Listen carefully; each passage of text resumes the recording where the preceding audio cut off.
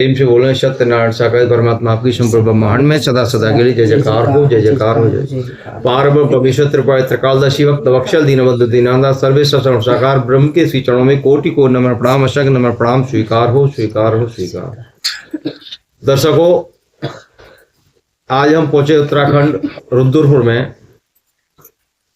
यहाँ एक परिवार से मुलाकात हुई और मुलाकात में ये पता चल रहा है कि सत्य के साधु जुड़ने से पहले इनकी कहानी, परिवार की कहानी बिगड़ी हुई थी, हालत खराब थी। तमाम जो सांसारिक व्यसन लगे हुए थे, शांति ढूंढ रहे थे, शांति नहीं मिल पा रही थी। जब से इस सत्य के साथ में आए तो आज हम इनके मुख से सुनते हैं कि इनकी आप बीती सत्यता का परिचय किस प्रकार से दे रही है। प्रेम से बोले सत्यनारायण साकार परमात्मा आपकी संपूर्ण ब्रह्मांड में सदा सदा के लिए जय जयकार। हम ऐसा पूरे परिचय के साथ आप बताएं। नारायण साकार परमात्मा आपकी संपूर्ण ब्रह्मांड में सदा सदा के लिए जयकार। सत्संगत, ये जीवात्मा की जन्मभूमि जनपद बरेली, थाना सीबीगंज, मोहल्ला जौहरपुर में पड़ती है। इस तन का नाम राजेश कुमार शर्मा है। ये इस तन का जन्म जो है ब्राह्मण परिवार में हुआ है, परंतु लक्षण ऐसे थे कि शैतानों से भी ज़्यादा गए गुजरे। समस्त व्यसनों में व्यस्त, मांस मदिरा का सेवन करना, लड़ाई झगड़ा करना, परंतु एक अच्छाई भी थी कि माता पिता से कभी झूठ नहीं बोला। पढ़ते रहे, बड़े हुए। कुछ घर में परिवार में कहा सुनी हुई, तो जब दिमाग शून्य अवस्था में पहुंचता है,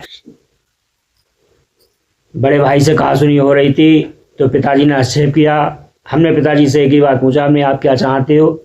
तो उन्होंने यही शब्द कहा जो त्रेता युग में अयोध्यापति महाराज दशरथ के मुख से निकला था कि राम तुम वन चले जाओ, और हमारे पिताजी के मुंह से निकला कि हम ये चाहते हैं आप घर छोड़ दो।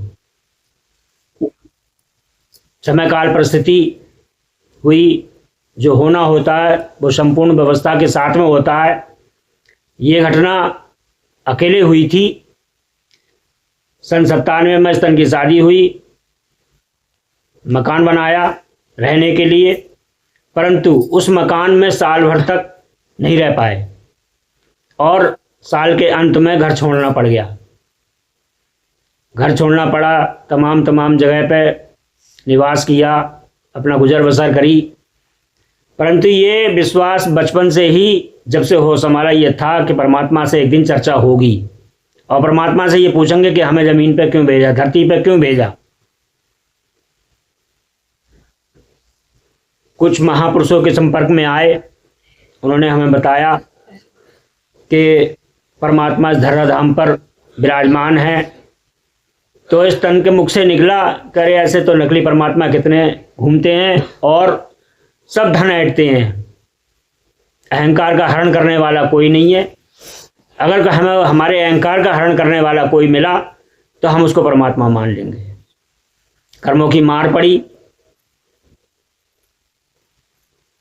जन्मभूमि से बरेली से पीलीभीत पहुंचे, पीलीभीत से रुद्रपुर पहुंचे। रुद्रपुर पहुंचने में 2.5 महीने का समय व्यतीत हुआ। 2.5 महीने के बाद कर्मों की मार पड़ी, एक्सीडेंट हुआ। एक्सीडेंट में अगर कोई कहता है कि मृत्यु को तुमने नहीं देखा है, तो हमने देखा है। देखने के बाद में एक माताजी थी, गीता नाम था उनका, वे हमारे सामने पड़ोसन से चर्चा कर रही थी। पड़ोसन से कह रही थी उनके पति उन्हें बहुत मारता पीटता था, तो वो कह रही थी कि तुम्हारा पति शराब पीता है, मारता पीटता है, तुम मतलब श्री हरि विष्णु जो है वो धराधाम पर आ चुके हैं अपने मानव चोले में, और तुम उनसे जुड़ जाओ। हम पे कर्मों की मार पड़ रही थी, तो हम उनकी बात बड़े ध्यान से सुन रहे थे और अंदर ही अंदर संकल्पित हो रहे थे, संकल्प ले रहे थे कि जो तन पे कर्मों की मार पड़ रही है, अगर इससे छुटकारा मिल गया तो हम परमात्मा के चरण शरण में जाएंगे और जितने जो व्यसन है सबको तलाक दे देंगे, मतलब सबको छोड़ देंगे। सुबह 4 बजे ब्रह्म मुहूर्त में परमात्मा की कृपा हुई। एक नदी पड़ती है, प्यास लगती है बहुत, उस नदी में जाके देखते हैं तो पानी तो आता है, लेकिन परंतु वो सब रेता बन जाता है। आत्मा मायूस हुई और 2 बच्चे थे छोटे छोटे, तो हमने कहा चलो कहीं और तलाश करते हैं पानी के लिए। जब पीछे पीठ फेरी लेकिन आत्मा तब भी नहीं मानी, तो पीछे लौट कर देखा तो नीला नीला पानी चला आ रहा है। तो हमने उस पानी को पी के प्यास बुझाई। ऊपर आए, अमरूद और अंगूर का एक बगीचा पड़ा, वहाँ पे एक माली ने हमें अंगूर और अमरूद दिया। तो हमने कहा हमने पानी पी लिया, उन बच्चों को प्रसाद दे दिया कि बच्चों ये तुम ले लो कि हमारी पसली टूटी हुई है, फेफड़े में सुराख है, हो सकता है हमें खांसी आ जाए, जीना दुश्वार हो जाए। वो दिन ऐसा हुआ जब संकल्प लिया, संकल्पित पूर्ण तरीके से संकल्पित हो गए, परमात्मा की मेहर हो जाती है। मेहर हो जाने के बाद में उन बहनों का साथ ऐसा मिला कि हमें एक जगह पहुंचना हुआ, भैया से मुलाकात हुई और उसी जगह पे हमने परमात्मा के क्षीण सागर में चतुर्भुजी रूप के दर्शन करे। माता लक्ष्मी जो है उनके चरण दबा रही थी और एक बाहर जो भंडारे का काम देखती थी माता, बोली बेटा प्रसाद ले लो। हमने कि माता इस समय हमें प्रसाद तो छोड़ो, हमें तो जो दर्शनों का आनंद मिल रहा है, चतुर्भुजी रूप में जो दर्शन मिल रहे हैं, इससे पहले मतलब आत्मिक तृप्ति मिल जाए तब हम प्रसाद ग्रहण करेंगे। फिर कभी सुना था पुराणों के शास्त्रों के माध्यम से कि प्रहलाद के नाती पौत्र राजा बलि हुए थे, तो जिस तरीके से परमात्मा ने उन्हें विराट रूप में दर्शन दिए थे।